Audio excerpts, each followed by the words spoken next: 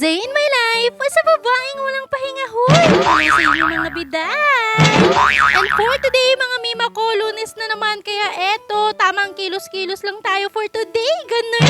Yung last mini vlog ko mga mima ko, karugtong lang talaga to at marami talaga akong naging ganap buong maghapon. Ganun. Pinakuha ko na nga rin pala itong manok na pinarep namin ni nanay. Kaya eto, magluluto na naman ang inyong mima sor. Ganun. Hinugasan ko nga muna yung patatas dyan mga mima ko and after nga nyan, eto, naghiwa na nga rin ako ng bawang at sibuyas.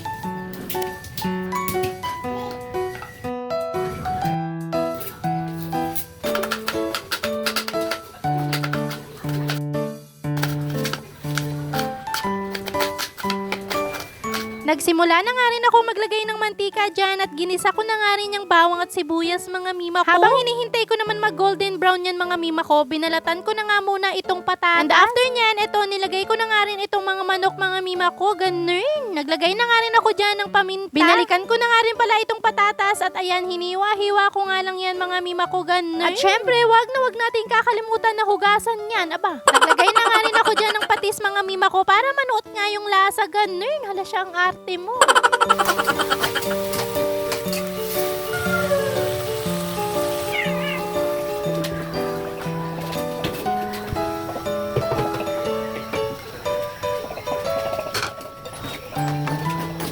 At sa wakas, naluto na namin itong adobong manok mga mima ko. Tara po, kain tayo. Thank you po Lord sa blessing. And after ko naman kumain mga mima ko, nagpahinga nga lang ako saglit. At eto, pumunta nga ako dito sa aming kapitbahay para nga mag-general cleaning, ganun. Eto nga pala yung dirty kitchen nila mga mima ko. Plus may laundry area na rin, ganun. Nagsimula na nga rin akong ayusin itong mga plato na nahugasan na. At ina-arrange ko na nga lang yan para nga mabawasan din yung sikip doon sa kusina, ganun. For the go na nga ako dito mga mima ko. At eto, aayusin ko na nga talaga to ng bonggang-bongga, ganun. Wala na talagang papaawat sa babaeng ito dahil for the go na talaga, ganun.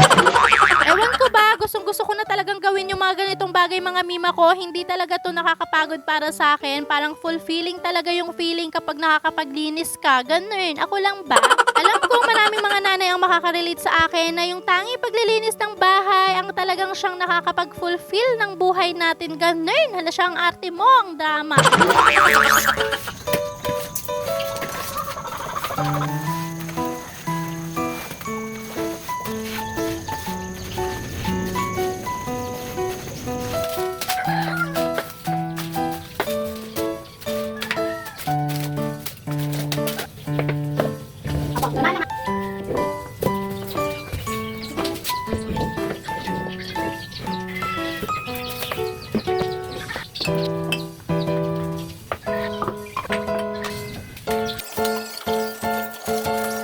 Hinugasan ko nga pala yung lagayan ng sandok mga mima ko kaya ayan, pinupunasan ko nga ng tissue para matuyo na din agad. And after nga nyan, eto, hinugasan ko rin yung lagayan nyan at nang natuyo na nga, binalik ko na nga rin yung mga nakalagay dito, ganun. At yung mga hindi na nga pwede ay itinapon ko na nga din mga mima ko dahil naninigas na nga, ganun.